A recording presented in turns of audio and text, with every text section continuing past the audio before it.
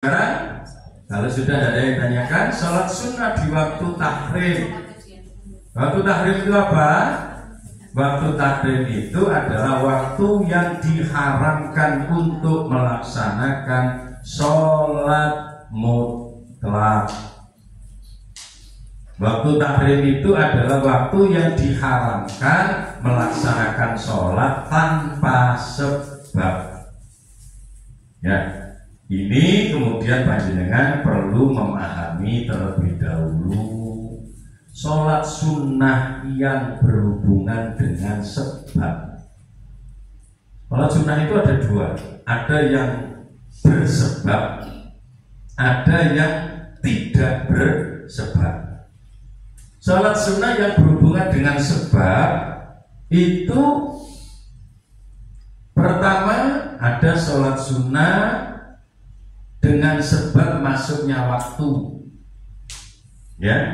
Contohnya apa? Sholat sunnah rawatib, ya, karena sudah masuk waktu maghrib, sudah masuk waktu duhur, sudah masuk waktu asar. Makanya sholat qobliyah itu 5 waktu boleh semua. Qobliyah duhur, qobliyah asar, qobliyah maghrib, qobliyah isya, qobliyah subuh boleh semua, ya. Ada yang tidak boleh itu nanti badiahnya, ya. Kemudian sholat duha itu ada sebab waktu, ya toh. Sholat malam, ya, sampai sholat tahajud jam 5 sore, boleh gak? Boleh gak sampai sholat tahajud jam 5 sore?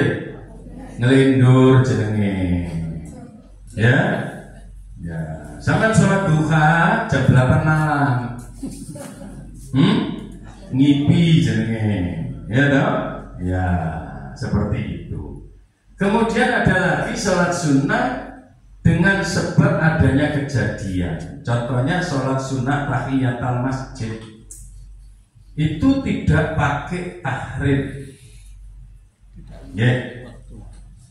Abang ini mari sholat subuh nanggone masjid Jego, mangku-mangku melaku toto alun-alun mlebu masjid jamek, ngurungokno pengajian, masuk masjid jamek karena masih punya wudhu, tidak wudhu lagi, langsung masuk masjid sholat sunnah tahiyatul masjid. Mari subuh boleh karena ada sebab kejadian, sebab masuk masjid, ya. Atau jangan habis batal wudhu lagi, mari subuh sholat sunnah. Sholat apa? Sholat sunnah ba'diyatal wudhu. Boleh ada sebabnya. Mari wudhu. Nah, itu namanya sebab kejadian. Kemudian sholat, ya tadi ba'diyatal wudhu. Sholat jenazah, tambah boleh. Mari asar sholat jenazah gak apa-apa, ya. Karena kan matinya gak pamitan, gitu. Matinya kan tidak ada schedule-nya, ya. Sampai terus duit tonggo, moro-moro terus moro sampean. Pak Nur, sampai tak kandani ojo kondo-kondo. Aku mending hari subuh mati, Pak Nur. Enak. Nggak ada. Tiba-tiba mari subuh krungu tung. Tonggone mati. Krono kesusu nandang diadusi nanti sholati. Mari subuh sholat jenazah, nggak apa-apa. Maka di Masjidil Haram, Masjidil Aqsa, Masjid Nabawi tiap habis sholat ono sholat jenazah. Mulai ono jenazah teko, tak apa-apa. Namanya sholat dengan sebab adanya kejadian. Sholat yang begini ini tidak mengenal waktu tahrim. Jam berapapun boleh, kapanpun boleh. Tuh, Kemudian sholat sunnah yang tanpa sebab ini yang disebut sholat sunnah mutlak. Nah, kalau ini masalah, sholat sunnah mutlak ini bisa dilakukan kapan saja asal tidak di waktu tahrim, jumlah rakaatnya tidak terbatas. Yang penting 2 rakaat salam, 2 rakaat salam. Sampai isu-isu nganggur, ya. Nunggu warung gak ono sing tuku, Timbangane nganggur klowo tak wudu terus tak sholat. Sholat apa? Wis pokoke sholat 2 rakaat. Boleh. Mari 2 rakaat salam ngadeg meneh 2 rakaat maneh gak krasa sampai 100 rakaat. Ya apa? Gak potongan. Tapi secara hukum boleh. Asal tidak di waktu tahrim. Ya, isu kan? Jam 8. Lah duha wis mari mau sadurunge buka warung 7:30 wis salat duha. Tibae warung ditunggoki gak sing moro babar blas. Tinggal sembahyang ae dimana temu-temu longar-longar tok. Terus sembahyang bolak-balik sampai 1000 rakaat. Umpama kok iso gak apa-apa. Sholat apa namanya? Itu yang disebut dengan sholat mutlak. Ya. Nah, Sayyid Ali Zainal Abidin itu pernah sholat seperti itu sampai 1000 rakaat. Sayyid Ali Zainal Abidin cucunya Sayyidina Ali bin Abi Thalib itu pernah sholat seperti itu sampai 1000 rakaat. 2 rakaat salam. Setelah salam dia merasakan nikmat. Akhirnya matur nang Gusti Allah, Gusti alhamdulillah kula sampeyan tulungi saged salat 2 rakaat. Kangge syukur kula teng panjenengan kula tak salat malih 2 rakaat. Salat malih 2 rakaat. Mari salam lego. Akhirnya kondo ngono maneh tanpa terasa salat 2 rakaat sampai 1000 rakaat. Tiruan. Jomblong dengkule. Ya loh, apa gak wayahe. Kenapa belum terbit? Nah, kelas kita bukan kelas seperti itu, tapi cerita begini penting. Untuk apa? Untuk menunjukkan betapa lemahnya kita dalam urusan ibadah. Kita itu durung apa-apa, itu loh kan? Mulanya gak usah melete biasa wae. Jatuh wae dhewe iki durung apa-apa. Nah, lalu kita melihat cerita-cerita seperti itu untuk menunjukkan kelemahan kita masih ada. Kemudian sholat sunnah yang tanpa sebab atau sholat sunnah mutlak itu walaupun aturannya jelas, tapi di Masjidil Haram tidak berlaku. Jenengan mari subuh sholat di Masjidil Haram oleh. Di Masjidil Haram tidak mengenal waktu tahrim. Sampai Maria Asar mbek ngenteni maghrib sholat kok nang Masjidil Haram gak apa-apa. Karena di Masjidil Haram tidak mengenal waktu tahrim. Ngerti?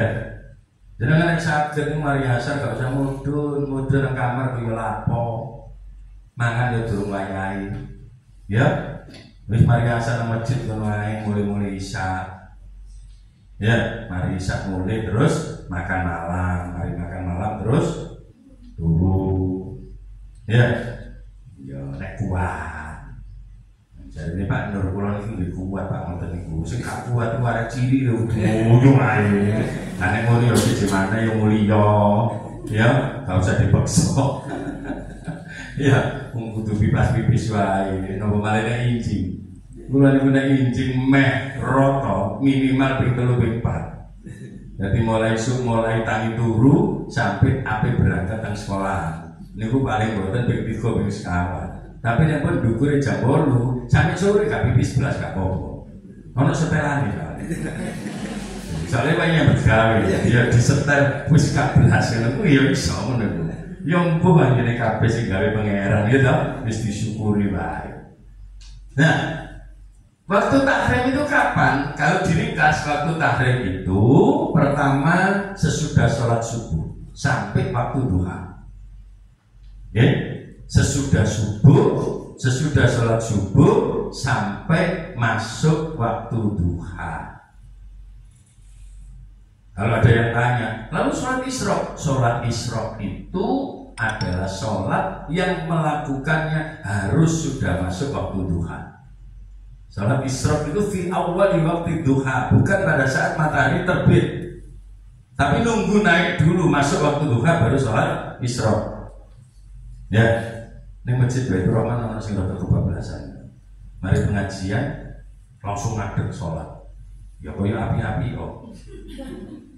Iku malah tambah dosa sholat model ngono iku. Makanya ibadah harus dengan ilmu, tidak boleh dengan perasaan, ya, tidak boleh dengan perasaan, harus dengan ilmu. Jadi sholat isyraq itu fi awali waktu duha, sudah masuk waktu duha. Kalau belum masuk waktu duha tidak bisa, ya. Sedangkan sholat duha mulai masuk waktu duha sampai menjelang tergelincirnya matahari.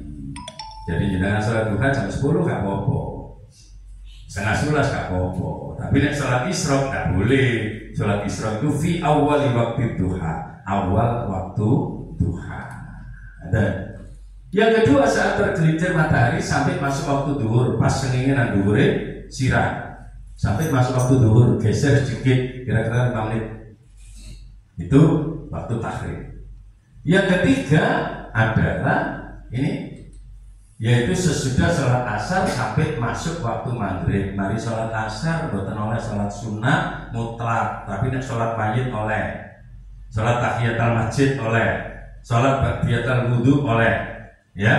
Nah, sholat mutlak yang tidak boleh. Ini perlu dipahami. Kok wis kadung ning Masjidil Haram saking ambisine, mulai wis kadung rumangsa ado-ado tutuk kene, mosok salat mati terus salat sampai bablas ning ngene waktu tahrim, itu tidak boleh. Makanya tetap perlu dielmoni. Ngerti nggih? Nah, sudah kemudian nanti di Madinah jenengan akan ada agenda masuk raudhah. Masuk raudhah itu hanya sekali, sesuai dengan jadwal yang ditentukan. Muga-muga oleh jadwal kabeh. Sing lanang tok, sing wedok tok. Yang laki-laki dengan mutawif laki-laki, yang perempuan dengan mutawif perempuan, sesuai dengan jadwal yang ada di surat tasrih, surat izin dari muassasah. Ya, itu hanya satu kali. Ya, itu. Nanti begitu sudah masuk di raudhah, apa yang harus kita lakukan? Di raudhah itu dengan sholat sunnah 2 rakaat. Tapi kalau masuknya raudhah tidak di waktu tahrim. Kalau habis asar baru masuk raudhah tidak boleh sholat. Oke, mas gile-gile. Jangan sampai terpengaruh, karena banyak orang yang tidak ngerti. Mari asal memburu untuk sholat, terus ngajari menunggu sopo, ya. Nah ini sering terjadi, ya karena awam aja, karena tidak ngerti. Lalu terus buat apa kalau kita masuk raudhah habis asar? Ya tidak ada yang tidak bermanfaat. Masuk raudhah kok dilarang jadwal mari asar, ya wes. Masuk raudhah apa yang kita lakukan?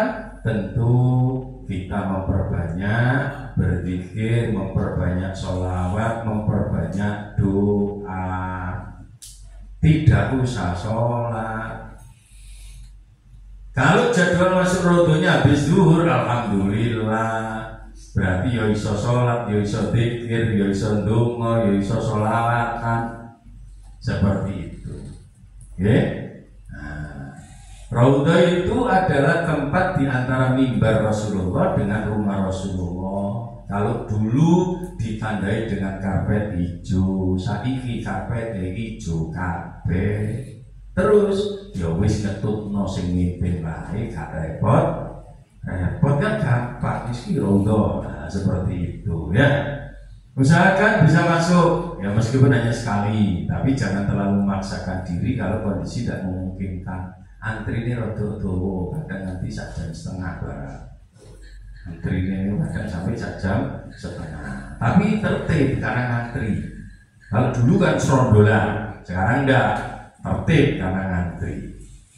Kemudian mulailah dengan mengucapkan salam, dan itu tidak boleh lupa karena raudhah itu tempatnya Rasulullah. Bahkan tidak hanya di raudhah, jadi kan setiap masuk Masjidil Nabawi, setelah doanya masuk masjid, jangan sampai lupa salam. Assalamualaikum ya Rasulullah. Setiap masuk Masjid Nabawi minimal Assalamualaikum ya Rasulullah. Assalamualaikum ya Nabiyyu wa rahmatullahi wa barakatuh. assalamu alayna wa ala ibadillahis sholihin. Lalu kalau bisa sambung dengan doa, Allahumma atihil wasilata wal fadilah wasyarrafa wad darajatal aliyatar rafi'ah wa ba'athu maqama mahmudan alladhi wa'ata ya arhamar rahimin. Setiap masuk Masjid Nabawi, nggih, sampeyan eling-eling. Setiap masuk Masjid Nabawi, setelah baca doa masuk masjid, doa dukhulul masjid, terus jangan lupa salam kepada Rasulullah. Apalagi kalau di raudhah, ya, ilah dengan salam. Kemudian waktu berada di raudhah, kalau memungkinkan sholat 2 rakaat. Ya, memungkinkan itu artinya yaitu tadi tidak masuk waktu tahrim. Ya. Kemudian perbanyak baca sholawat, banyak baca sholawat. Kalau kebetulan oleh bagian enak, saya kebetulan 2 kali itu oleh bagian enak terus. November, Mei kemarin oleh bagian enak terus. Ya, yang pertama itu saya dapat bagian enak karena ngantrinya habis asar, ngantrinya cukup panjang, akhirnya masuk ke raudhah itu sudah menjelang maghrib. Menjelang maghrib sudah ditutup, sehingga ada waktu yang cukup panjang di raudhah sampai selesai sholat jamaah maghrib. Itu rada tuh depan enak. Ya. Kemudian pernah juga pas waktu itu yaitu duhur menjelang asar. Jadi ngantrinya mulai habis duhur, begitu masuk raudhah 15 menit sebelum asar. Ya sudah ditutup akhirnya. Ya cukup lama saya di sana. Kalau nggak salah dari 15 menit malah setengah jam sebelum asar sudah ditutup. Jadi yang di dalam bisa turun sampai setengah jam. Ya bisa sholat sunnah, kemudian bisa banyak baca sholawat, sampai baca sholat burda itu khatam. Berarti kan tuh baca sholat burda sampai khatam. Alhamdulillah. Ya itu ya tepat-tepatan baik, tidak bisa dijadwal. Ya kita tergantung rezeki ini. Kalau kebetulan dapat rezeki enak, ya alhamdulillah. Rezeki ini pas-pasan, ya alhamdulillah. Pokoknya jangan tinggal Solo. Prinsipnya itu. Ya, jangan terlalu lama di raudhah, artinya kita sesuai dengan kesempatan yang diberikan kepada kita. Ini Bapak Ibu, ya. Kemudian sekedar mengingatkan nanti di sana Mekah maupun Madinah, sholat subuh itu adanya 2 kali. Sholat Jumat adanya juga 2 kali. Nah, adat pertama di sholat subuh itu belum masuk waktu subuh, jangan keliru. Ya. Jadi kayak yang gini, ya kemasan atau giri itu 1 jam sebelum subuh sudah ada. Itu apa artinya? Itu menurut mereka ini mengingatkan waktunya qiyamul lail. Jadi habis adzan pertama dia kan masih punya kesempatan qiyamul lail, sholat tahajud masih cukup tuh bisa 1 jam, lumayan. Itu untuk malam. Kemudian yang Jumat kira-kira sekitar 20 menit sebelum masuk waktu Jumatan sudah adzan dulu. Yaitu mengingatkan supaya orang-orang yang masih di rumah, masih di hotel segera bisa berangkat. Tapi itu bukan waktu Jumat, bukan waktu duhur. Sehingga mari adzan, yo seneng wae aja salat qobliyah Jumat. Yang lanang-lanang terutama. Ya. Jadi mari adzan, padahal banyak orang yang tidak ngerti itu. Kurung mari adzan pertama terus ngadeg. Karena kebetulan saya kenal salat apa ya? Qobliyah Jumat ngawur kan. Durung masuk duhur qobliyah Jumat. Iku ngepek rumus teko ngendi? Durung dah, durung ada ning kene ku ping 7. Yang pertama belum masuk waktu duhur. Nanti ada keduanya setelah imam naik. Artinya apa? Di Mekah, di Madinah tidak ada sholat qobliyah Jumat. Ya, Mekah Madinah tidak ada sholat sunnah qobliyah Jumat karena selesai ada langsung khotibnya mulai khutbah. Derajat ngrungokno khutbah karo sholat sunnah dhuwuran ngrungokno khutbah, mulane gak usah sholat sunnah. Ya, ngene iki aku sing gak ngerti. Ya, saya belum punya kesempatan. Menurut laporannya teman-teman saya yang saya kirim di Masjid Asy-Syafa'ah Polres, Itu adannya cuma 1 kali. Tapi ciloko nih begitu mari adan ngomong padha ngadeg kabeh salat sunah qobliyah Jumat. Iki apa-apaan. Jadi akhirnya khotbah itu ngomong sih pada sembahyang. Ini kacau. Saya belum ada kesempatan untuk isi di sana karena jadwal saya selalu tak kasihkan teman-teman. Maunya saya ingatkan. Nek niat sholat sunnah qobliyah Jumat, nggak ada nurut. Ya, nek ada isi jika apa-apa, tapi kalau satu sholat qobliyah Jumat, tidak apa-apa. Dan satu juga tidak masalah. Dulu pernah Masjid Bahari di Pelabuhan juga begitu. Perkembangannya saya nggak tahu setelah masjidnya baru itu. Kebetulan saya selalu diminta, nggak pernah bisa jadwalnya penuh. Ya perlu juga saya ngecek seperti itu sambil mengingatkan. Sebab gak kabeh ustad wani ngiringno, boleh digali-gali mana. Ya aku yuk ke ABKI, boleh kleru ya ngiringno, gali-gali mana yuk gak apa-apa, gitu aja. Ya toh? Karena kita kewajiban amar ma'ruf nahi mungkar, barang sing gak apik ya kudu diiringno. Ya, kalau masjid-masjid kita umumnya kayak masjid di tempat saya, masjid Jogong, masjid Singosari dan sebagainya sudah aman semua karena memang dua kali ada untuk sholat qobliyah selesai ada masalah. Ini sekedar mengingatkan kaitan dengan adzan pertama baik sebelum subuh maupun sebelum Jumat. Alhamdulillah materi saya selesai hari ini. Nanti yang lebih panjang itu di pertemuan ketiga. Yang lebih panjang nanti di pertemuan yang ketiga. Baik, saya kira itu Bapak Ibu kita akhiri terlebih dahulu dengan bacaan surat Al-Fatihah. Al-Fatihah.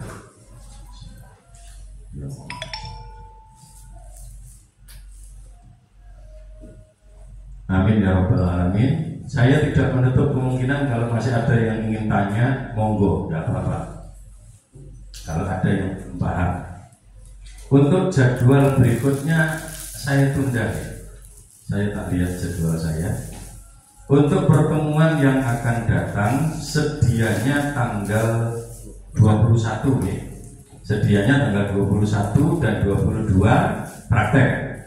Karena kita berangkat tanggal 1, cek gak kesuwen gara lali yang ini. Iya kan? Ora kesuwen terus berangkat di suwe ilang kabeh akhirnya. Iku jenenge hafal di luar kepala. Di luar kepala hilang kabeh. Sehingga saya jadwalkan geser 1 minggu. Jadi pertemuan berikutnya tanggal 28. Cek parek karo budak.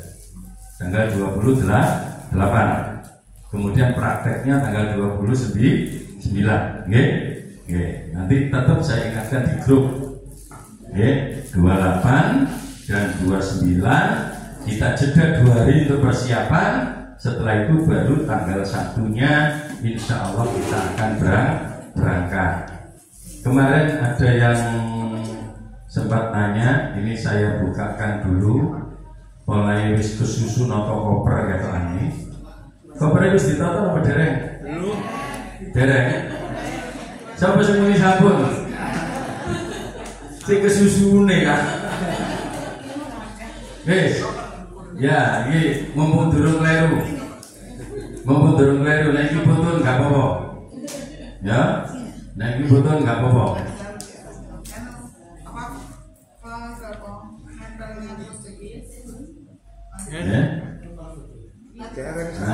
Nah ini butun gak apa-apa. Isi koper besar, isinya apa saja? Ini koper besar. Koper besar itu koper gede. Iya. Baju ganti harian dan baju ganti untuk ibadah, tapi tak pesen ojo akeh-akeh.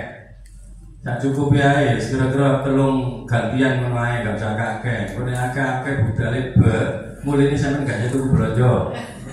Ya, nek perlu budale kosongi, mulai ini bekono. Bah, untuk pakaian ihram selayaknya pakai 3. Pakai ihram? Ya. Kalau saya sih cukup sak setel lah. Yang bawahnya 2 gitu. Ya tidak apa-apa. Kalau mau nambah 1 tidak apa-apa. Jadi kan atasnya nggak masalah. Ya kayak cadangan. Gue sing isor didekek, sing dukur melorot. Nah sing situ digawe dukur. Ya tidak apa-apa kalau punya. Kalau punya tidak apa-apa. Jadi bawa cadangan 1 aja, tidak usah 1 step. Nah ini kemudian mau kena mukena bagi wanita. Ya, kemudian perlengkapan mandi, mukena itu ya untuk di sana. Kemudian perlengkapan mandi dan handuk. Jagani tok ini.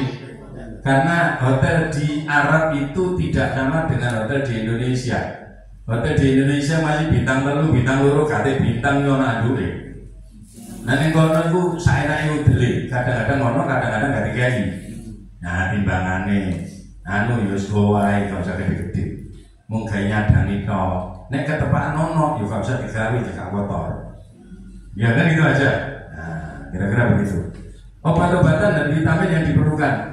Pakai koperai. Ya. Kemudian vaselin atau sejenisnya untuk antisipasi kulit pecah-pecah, pakai koper. Kemudian semua perlengkapan bentuk cairan yang di atas 50 ml. Sing cilik-cilik gak apa-apa pakai tas. Cangklok boleh. Tapi sing di atas 50 ml, 50 ml itu sepiro ya? Ya, 1 liter. Sama di parfum semprotan. Ya, wis pokoke nek sampean nggawa hand body sing gedene sak ini. Koper besar. Ya, nek nggawa hand body sing gedene sak ini. Lebokno koper cilik atau tas tenteng enggak apa-apa. Ya itu pokoknya ukurannya itu. Ini yang koper besar, biar tidak keliru. Kemudian isi koper kecil. Nah, kain atau baju ihram. Ya, baju ihram ojo dekek koper gede, nek wis kadung didekek kono tutuk kono karo jawane aku. Ya, karena kita harus ganti nanti. Harus ganti di jeda, enggak mungkin odol-odol koper gede. Maka kain ihram, baju ihram taruh di koper kecil. Kemudian perlengkapan sholat yang diperlukan selama 1 hari perjalanan kalau perlu. Kalau tidak perlu ruku ya bawa sarung tangan, ya kaos kaki, nah itu aja boleh, ya. Kemudian handuk kecil kalau diperlukan. Kalau jenengan tidak merasa perlu ya tidak usah. Ini cuma kalau merasa perlu. Oke, kanibu apa? Boleh. Bagi kanibu boleh. Iya, kan enak langsung meresap. Yo gak gede-gede. Iya. Dari kanibu sisa meter apa? Pengalaman Pak. Ya betul. Sabun padat, sikat pasta gigi kecil untuk ketika kita sudah nyampe di bandara. Jeda itu layanan pesawat bolak-balik turu-turu ae masuk gak sikatan. Ya bawa itu taruh di koper kecil aja. Ya. Kemudian tas kresek, kanggo apa? Untuk baju habis pakai. Baju jenengan 1 hari dipakai full kan? Ya nanti kemudian ketika ganti lebokno kresek dhisik baru dimasukkan ke kopernya. Cekan nulari ambu, ya nulari ambu. Kemudian tidak boleh ada cairan kecuali yang kecil. Jadi koper kecil tidak boleh ada cairan. Semua cairan masuk koper besar. Oke? Nah, ini tak dulukan cerita ini barangkali orang sing wis kesusu toto-toto. Ya. Nah kalau isi tas cangklongnya 1 uang sing gowo. Jadi gak tahu ya apa dokumen karena nanti di bandara kita bagikan kan visanya, paspornya itu dibagikan di bandara. Kemudian barang-barang berharga itu taruh misalkan arloji apa-apa kalau memang tidak dipakai taruh di tas cangklong ya sehingga kemana-mana dibawa yang masjid digowo baik kalau sing sambat arloji kalau hilang nanti di pulau tegak kamar salamu lah kan ngono jawabannya ya. Tidak boleh barang berharga taruh tas cangklong kemana-mana dibawa supaya tidak ada kasus kehilangan. Ya kadang-kadang kita tidak maksudnya kehilangan, kadang lari DKI. Ya. Kemudian tas atau kresek sandal. Ada tas sandal kita kan? Nah, tas sandal kita itu taruh di tas cangklong. Sehingga nanti kalau di bandara Arab sholat, nah dilebokno tas sandal disik baru dilebokno tas cangklong sehingga tas cangklongnya gak kotor, ya kan? Kemudian obat yang diperlukan untuk sehari bagi yang memang memerlukan obat. Jadi jenengan yang barangkali punya penyakit yang memang harus minum obat setiap hari, siapkan obat 1 hari masuk tas. tas cangklong ya untuk 1 hari. Selebihnya ya biasa saja ya. Ini kaitannya dengan koper ya, ini penting.